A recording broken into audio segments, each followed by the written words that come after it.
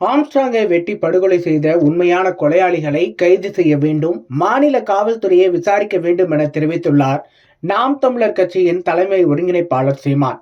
சென்னை பெரம்பூர் பகுதியில் பகுஜன் சமாஜ் கட்சியின் மாநில தலைவர் ஆம்ஸ்ட்ராங் நேற்று முன்தினம் இரவு தனது வீட்டுக்கு அருகிலேயே ஒரு கும்பலால் அரிவாளால் வெட்டி கொலை செய்யப்பட்டார்.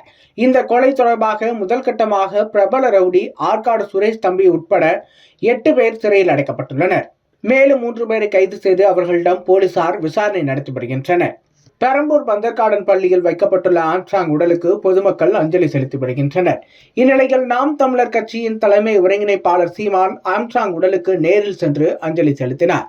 பின்னர் செய்தியாளர்களை சந்தித்து பேசிய சீமான், ஆம்ஸ்ட்ராங் மறைவு ஈடு செய்ய முடியாத பேரிழப்பு. தமிழ்நாட்டில் 31 நாட்களில் 131 படுகொலைகள் நடைபெற்றுள்ளன. தேசிய கட்சியின் மாநில தலைவருக்கே பாதுகாப்பு இல்லை. சாதாரண மக்களுக்கு என்ன பாதுகாப்பு இருக்கும், குறிப்பாக பெண்களுக்கு என்ன பாதுகாப்பு இருக்கும் என்றும் கேள்வி எழுப்பியுள்ளார்.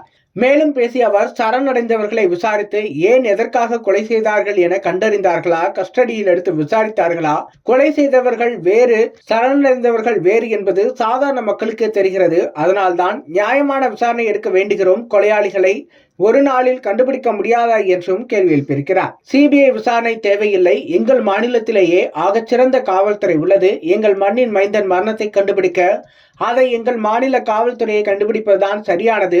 சிபிஐ இதுவரை எந்த வழக்கில் சிறப்பாக செயல்பட்டு கண்டுபிடித்துள்ளது என்றும் அவர் கேள்வி எழுப்பியிருக்கிறார்.